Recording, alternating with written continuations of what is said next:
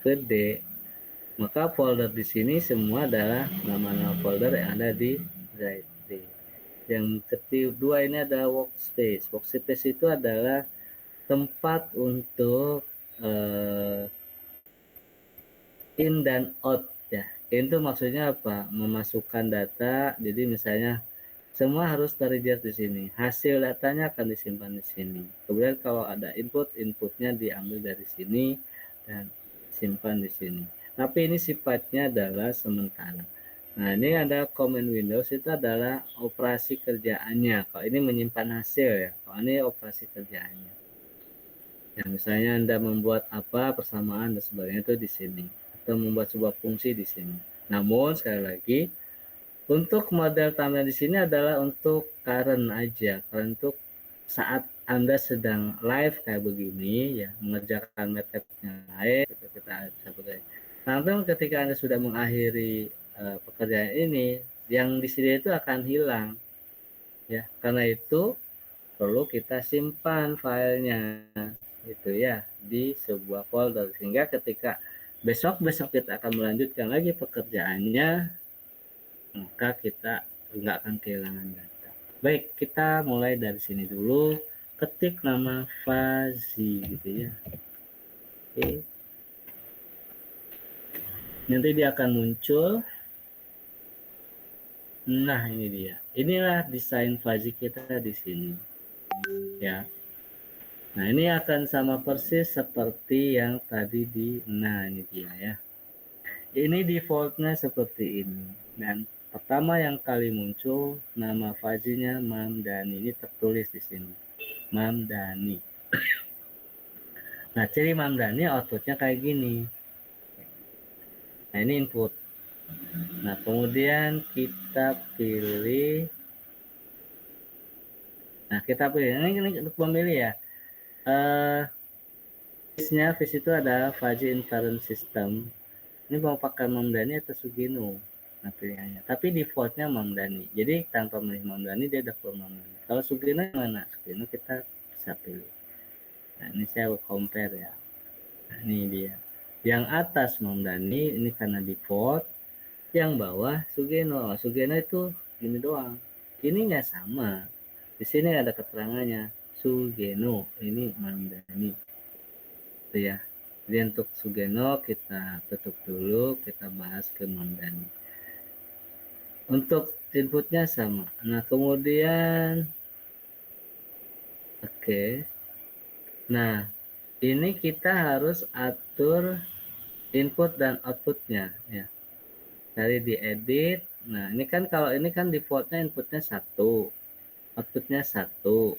Sementara kita outputnya 2 atau 3. Nah, itu ambil di sini. Kalau misalnya inputnya 2, kita klik aja input sekali lagi, maka akan muncul 2. Tuh ya. Kalau misalnya ada 3, ya tinggal klik, ketik input, nah maka akan muncul 3 dan seterusnya.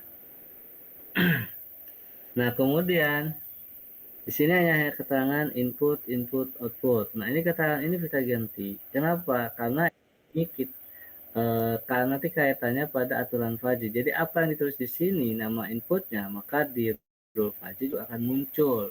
Nah, ini supaya kita mengurangi tidak terlalu banyak kata, jadi kita simpelkan.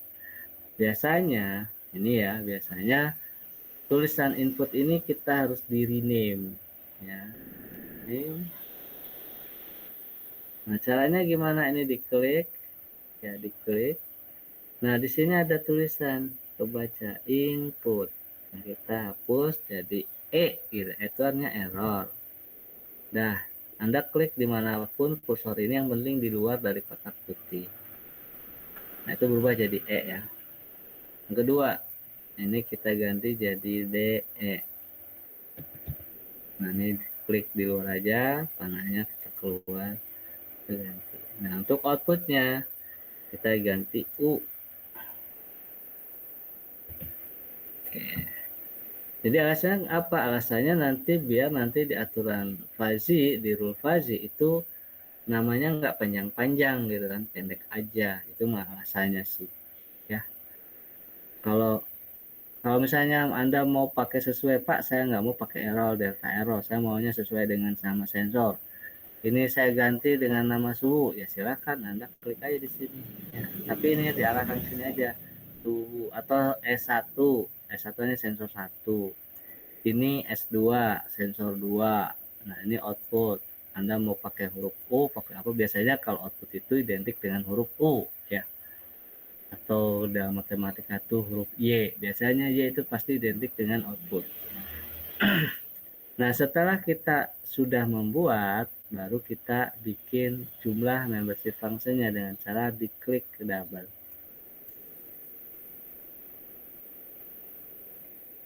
Nah, kan muncul ya. Maka tadi kayak gini. Nah, sekarang udah. Ini sensor 1 kita namakan E atau error, ini sensor 2 kita namakan delta error atau sensor 2 ini output. Nah, di sini ada seperti saya katakan, yang di atas ini adalah jumlah membership function-nya ada berapa? Ada 3. Ini CMF itu singkatan membership function 1, membership function 2, 3. Dan ini jarak range ya. Mungkin nggak kelihatan, Anda bisa lihat di sini. 0 sampai 1. Nah, untuk penamaan membership function seperti saya bilang, bisa Anda ganti. Nah, menggantikannya gampang di sini ya, di putih ini. Dan Anda kalau mau pakai istilah negatif, zero positif boleh. Nah, ini apa? Negatif berarti N. Ya. Lalu ini apa? Z artinya apa? Zero. Lalu terakhir, nah, ketiga, nah ini katanya positif. Nah, boleh seperti ini. Boleh juga pakai angka. Kalau saya, nih kalau saya buat, ya, saya maunya pakai angka. Kenapa? Biar nggak repot aja.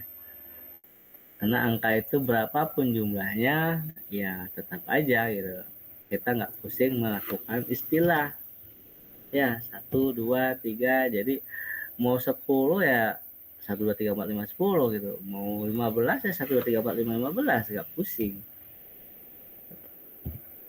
Nah, ini saya biasanya pakai angka kayak gini. 1, 2, 3.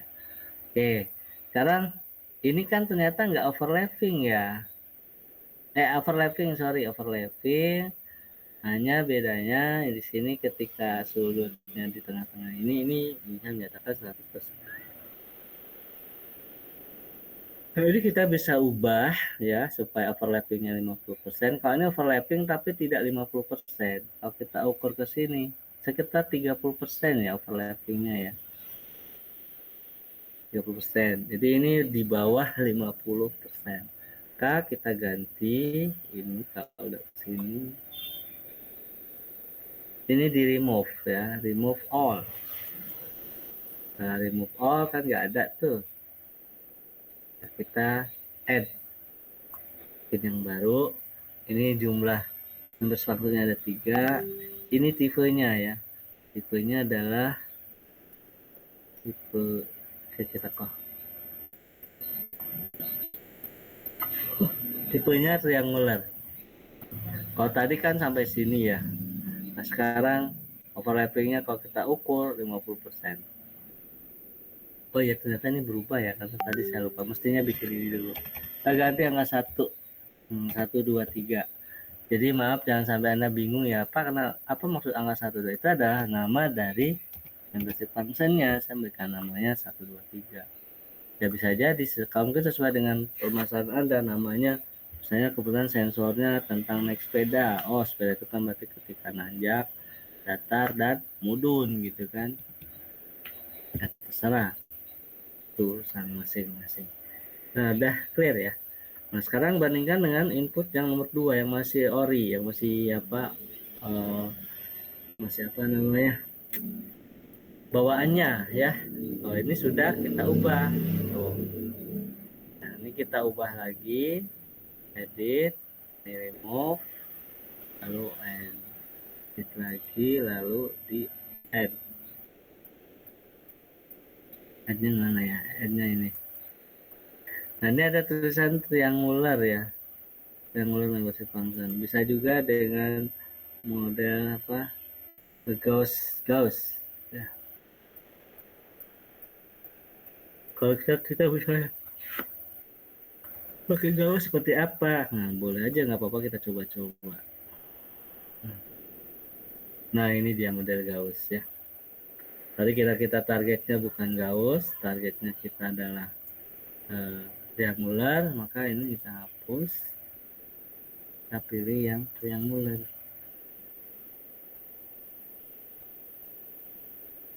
Nah, ini dia ya.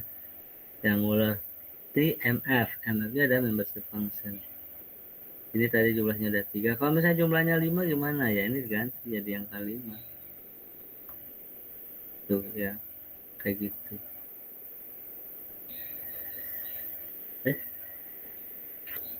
Saya keklik ya.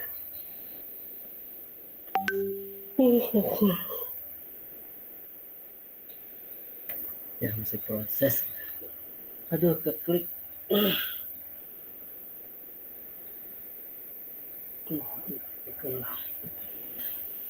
Ada pertanyaan sambil menunggu ini proses?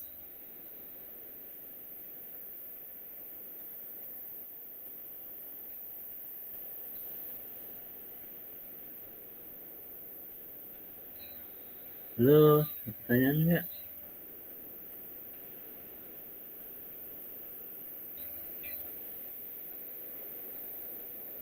Masih proses ya. Klik.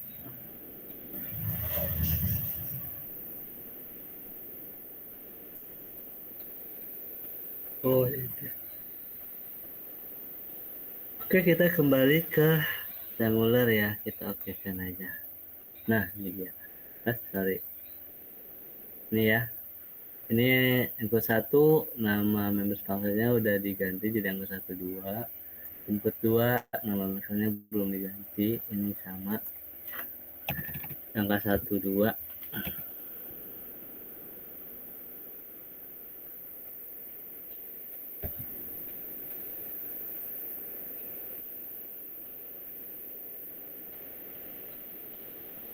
Ya. Nah, sekarang inputnya harus rumusnya kan 2 kali M min 1.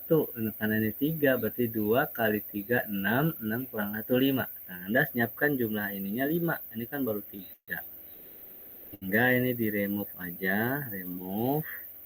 Lalu add. Nah, tadi kita udah dihitung isinya 5 ya. Ini ganti 3 jadi 5. Ininya kita buat sama aja ya. Triangular aja. Oke. Nah, ini inputnya. Nah, ini saya ganti ya. MF1 itu saya ganti dengan angka 1. Ini angka 2.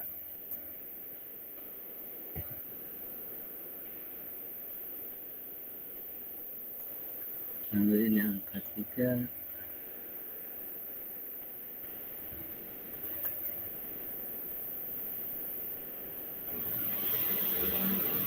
Kok 33 aja. Ini 4. Yang terakhir 5.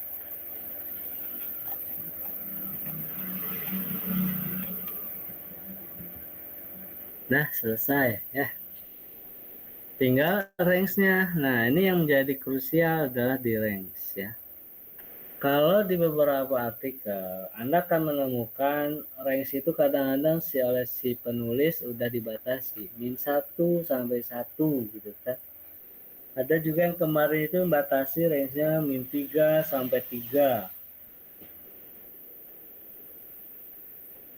Nah, pertanyaannya, bagaimana untuk mendapatkan referensi atau kepastian bahwa range-nya sekian sampai sekian? Nah, ini saya nggak tahu ya kalau untuk perkembangan Fajri sekali itu seperti apa mereka melakukannya. Namun sebelumnya saya observasi karena saya sedang mencari artikel, itu tidak ada jawaban satupun yang memberikan sebuah kepastian terhadap pertanyaan saya. Dan saya saat itu ini rank ini gimana cara menentukannya dan bagaimana gitu untuk menetapkan rank-nya itu. Apakah ada sembarangkah ya, atau nilai tertentukah atau apanya? Nah, ternyata nggak ada jawaban ya. Tidak satu pun penulis artikel yang saya baca tuh memberikan sebuah jawaban. Akhirnya jawaban itu saya dapatkan sendiri dengan cara apa? Melakukan eksperimen, pengamatan. Nah, baru akhirnya oh ternyata bahwa range itu nggak sembarangan. Kita harus tahu kinerja sistem. Nah, range tadi itulah merupakan Windows atau jendela dari operasi sistem atau operasi sensornya.